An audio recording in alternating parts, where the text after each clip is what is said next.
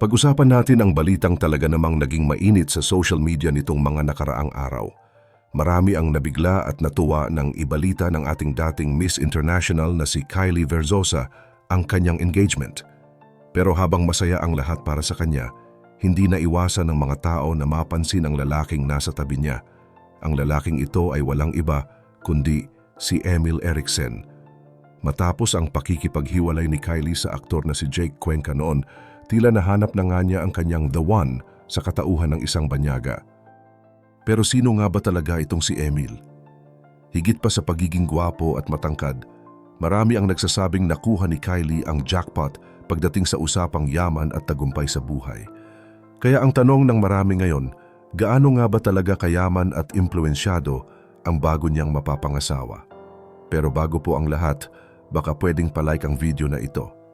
At mangyaring mag-comment sa baba kung taga saang lugar ka para malaman namin saan umaabot ang ating mga video dahil napakalaking bagay na ito sa aming content creators. Maraming salamat po. Si Emil Eriksen ay isang 30 taong gulang na Danish mula sa bansang Denmark. Kung titingnan natin ang kanyang pinagmulan, hindi siya basta-basta dahil nanggaling siya sa isang pamilya na puno ng mga profesional. Ang kanyang mga magulang at kamag-anak ay mga doktor at propesor sa medisina. Dahil dito, lumaki siya sa isang kapaligiran kung saan mahalaga ang pag-aaral at ang kalusugan ng mga tao. Pero sa halip na sumunod sa yapak ng kanyang mga magulang na maging doktor sa loob ng ospital, ginamit ni Emil ang kanyang talino sa mundo ng teknolohiya. Mahigit 10 taon na pala siyang may karanasan sa pagpapatakbo ng mga negosyo sa internet, partikular na sa mga bagay na may kinalaman sa healthcare at digital products. Ang nakakaiba sa kanya, hindi siya yung tipo ng negosyante na mahilig magpakitang gilas sa harap ng maraming tao. Sa mundo ng business, karamihan sa mga may-ari ng kumpanya ay laging gustong makita ang kanilang mukha sa balita o kaya ay palaging nasa mga malalaking party para makipagkilala sa iba. Pero si Emil ay kabaligtaran nito. Mas pinili niya ang manatili sa likod ng kanyang laptop at magtrabaho ng tahimik sa loob ng mahabang panahon. Sinasabi nga niya na bago pa man naging normal sa kanya ang pagtatrabaho sa bahay o remote work, ganoon na ang ginagawa niya noon pa man. Mahilig siyang bumuo ng mga sistema at mag-isip ng mga bagong ideya na makakatulong sa maraming tao habang nagkakapilang sa harap ng computer. Sa kasalukuyan dito na sa Pilipinas nakabase si Emil at mas lalong lumago ang kanyang mga ari-arian.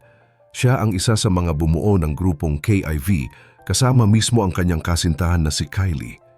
Ang negosyong ito ay nakatuon sa paggawa ng mga produktong pampaganda at kalusugan na ibinebenta online. Hindi lang yan dahil inilunsad din niya ang isang platform na tinatawag na Undu Tuldok PH. Ang layunin ng proyektong ito ay gawing mas madali ang pagpapatingin sa doktor para sa mga Pilipino gamit ang internet. Napansin kasi ni Emil na medyo nahuhuli ang sistema ng kalusugan dito sa ating bansa kumpara sa mga bansang pinanggalingan niya sa Europe. Gusto niyang gamitin ang kanyang yaman at kaalaman para makatulong na mapabuti ang kalagayan ng mga may sakit dito sa atin. Alam niyo ba na hindi lang basta pag-ibig ang nagbukas ng pinto para magkalapit sina Kylie at Emil? Sa totoo lang, nagsimula ang lahat sa isang matinding business collaboration. Hindi lang basta girlfriend si Kylie dahil siya rin ay tumatayong business partner, investor at brand director sa kumpanya ni Emil. Biruin nyo, noong 2025, opisyal na nilang binuo ang isang health tech platform na ang layunin ay baguhin ang takbo ng pagpapagamot dito sa bansa. Hindi lang ito tungkol sa paglalagay ng mga dokumento sa computer, kundi pati ang ayusin ang mga maling sistema na matagal nang nagpapahirap sa mga pasyente. Nakatutok ang kanilang serbisyo sa mga bagay na madalas nating idaan sa online gaya ng pagbabawas ng timbang, pag-aalaga sa balat, buhok at pati na rin ang usaping mental wellness.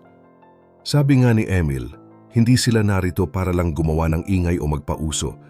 Narito sila para bumuo ng mga sistema na talagang makakatulong sa mga tao, lalo na dito sa Southeast Asia kung saan kailangan ang pagbabago. Nakakatuwa ring isipin na kahit galing siya sa pamilya ng mga doktor at nurse, inamin ni Emil na hindi niya kayang magtagal sa loob ng paaralan para mag-aral ng medisina. Aminado siya na hindi siya ganun katiyaga pagdating sa pagbabasa ng makakapal na libro sa med school, pero palaging nandoon ang interes niya sa kalusugan. Imbes na maging doktor, pinili niyang gamitin ang kanyang galing sa teknolohiya para suportahan ang industriyang kinalakihan niya. Pero kung akala niyo ay mabilis lang ang naging daan niya patungo sa pagiging milyonaryo, dumaan din siya sa butas ng karayom. Sa edad na 16 na taon, namulat na siya sa mundo ng internet at doon siya nagsimulang mangarap. Marami siyang naranasang pagkakamali noon habang sinusubukang gumawa ng sariling website para magbenta ng mga produkto. Noong mga panahong hindi pa kilala ang mga sikat na online selling platforms gaya ng Shopify, ginagamit na niya ito para palaguin ang kanyang diskarte.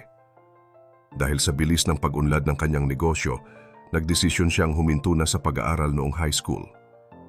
Naging isa siya sa pinakamalaking distributor ng mga electronic cigarettes bago siya tuluyang napadpad dito sa Pilipinas para sumugal sa mas malalaking investment. Maraming beses din siyang pinanghinaan ng loob ng ibang tao.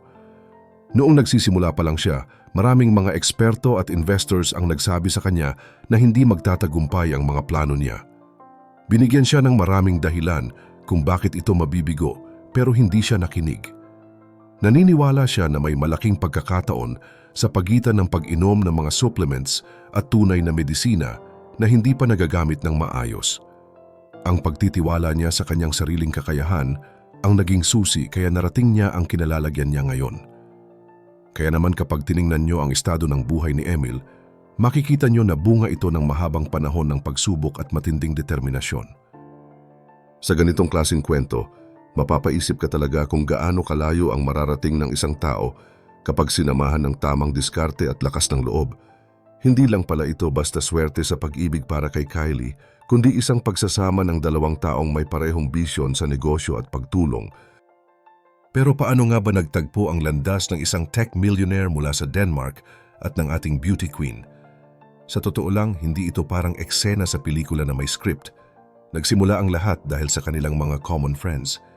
Isipin nyo, 3 taon na rin pala silang magkakasama, pero napanatili nilang tahimik at pribado ang kanilang relasyon. Matatandaan nyo na noong taong 22, naging usap-usapan ang paghihiwalay ni Kylie sa aktor na si Jake Cuenca. Marami ang nalungkot noon, pero tila tadhana na ang gumawa ng paraan para makilala niya si Emil.